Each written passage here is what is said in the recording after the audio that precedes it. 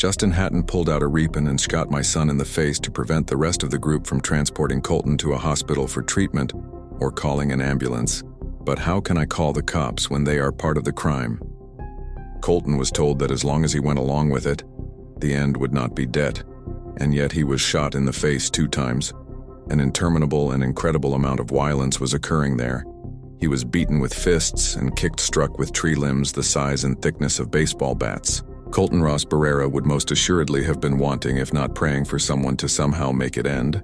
Imagine his bloodied body and bewilderment in his moment of dire need, as he looked for a friend among this melee of maliciousness who could help end his misery, maybe even step in and save him, to a heart-crushing realization that he did have friends, at least he thought he did, and they wouldn't come to render aid because they were the ones responsible for the reprehensible onslaught of torture, battery, and sexual assault. He longed for escape from this. Make no mistake, that did happen. Colton Ross Barrera did want that assault to stop. Anyone he did look out among the assailants in search of a friend who would help, and in spite of seeing friends, found only more jeers and mocking and beating and suffering. We know that moment happened, and we know, as this having been forced into this situation at Goon Point under threat and pains of death for attempting escape. He tried. He managed to drag himself through some bushes. A young woman saw him, or did she? Arguing with her boyfriend earlier distracted her at the time. The larger celebrations saw no shortage of intoxicants. She was going to be late because of her argument. Her ride wasn't there, and this stemmed from larger issues that led to the argument, and distractions have a snowball effect that becomes preoccupation. Any retrospection on the brief encounter was naturally clouded with second-guessing, and rightfully so. Escape he tried as he managed to drag himself through some bushes, and young woman saw him, or did she? Arguing with her boyfriend earlier distracted her at the time, while the larger celebrations saw no shortage of intoxicants. She was going to be late because of her argument. Her ride wasn't there, and this stemmed from larger issues that led to the argument. Distractions have a snowball effect that becomes preoccupation.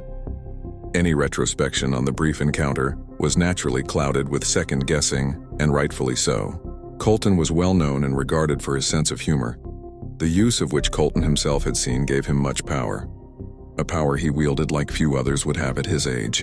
Thomas Cherokee, who was the person Bentham was convicted of assaulting, had been involved in the Colton Barrera murder.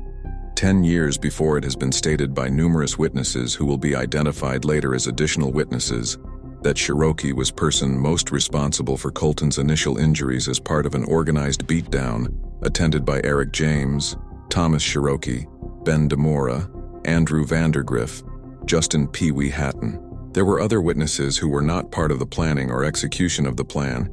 After the group realized that Colton was wounded more severely than they had perhaps intended, Justin Hatton pulled out a goon and shot him to prevent the rest of the group from transporting Colton to a hospital for treatment or calling an ambulance. My son was murdered and the killers walk free, assisted by law enforcement. Doesn't anyone want these people locked up? Colton had personality and had seen gave him much power. A power he wielded like few others would have at his age. Thomas Cherokee was the person who had been involved in the Colton Barrera murder. 10 years before, it has been stated by numerous witnesses, who will be identified later as additional witnesses, that Cherokee was person most responsible for Colton's initial injuries as part of an organized beatdown attended by Eric James Thomas Cherokee, Ben DeMora, Andrew Vandergriff, Justin Pee Wee Hatton, and other witnesses who were not part of the planning or execution of the plan. After the group realized that Colton was wounded more severely than they had perhaps intended, Justin Pee Wee Hatton pulled out a goon and shot him to prevent the rest of the group from transporting Colton to a hospital for treatment or calling an ambulance.